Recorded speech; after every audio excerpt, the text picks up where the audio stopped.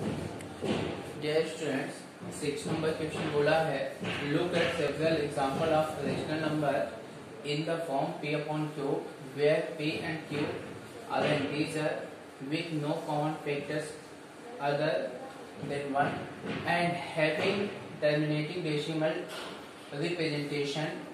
Can you guess what property q must satisfy?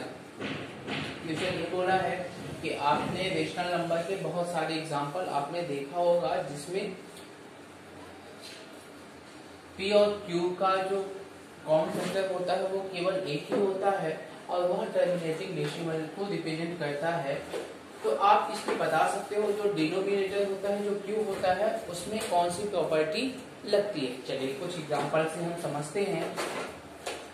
तो rational number की example लिखना है जिसमें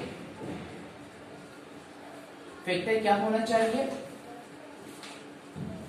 दोनों में common factor no common factor हो और उसमें अगर कॉमन फैक्टर जो मिले वो एक से ज्यादा ना मिले, जिसका कॉमन फैक्टर केवल एक ही हो। तो यहां पर हम लिख सकते हैं 2/5 दोनों का फैक्टराइजेशन में एक भी कॉमन फैक्टर नहीं मिल रहा है, अर्थात इसमें केवल 1 कॉमन फैक्टर का काम करेगा।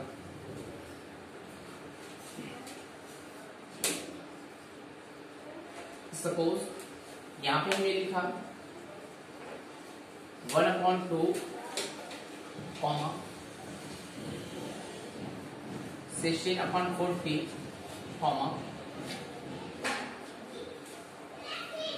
25/100 80 many rational number you have written।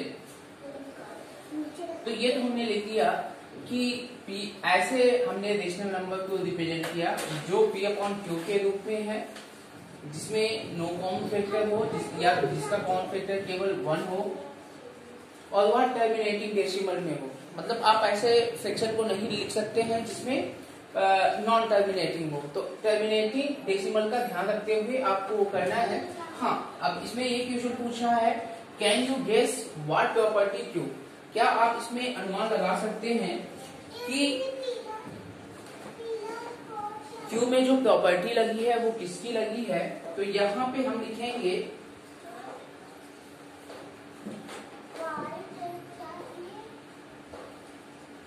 V R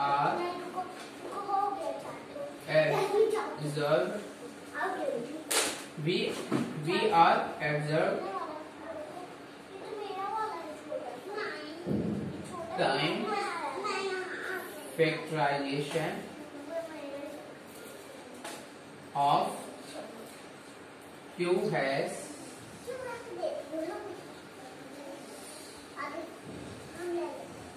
power of 2 और पावर ऑफ 5 और बहुत।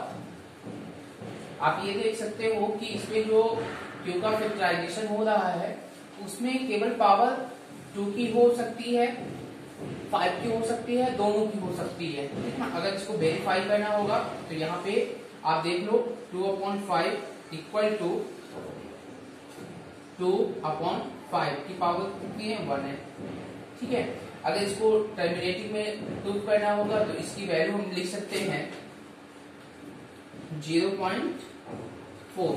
क्लियर, 1/2 का क्या हो जाएगा 0.50। 16/40 का फैक्टर क्या होगा, 40 का फैक्टर हो जाएगा 16/2 into 5। क्लियर, तो यहाँ पे आप क्या लिख सकते हो 16/2⁵ into 5 1, इसमें दोनों आ गए।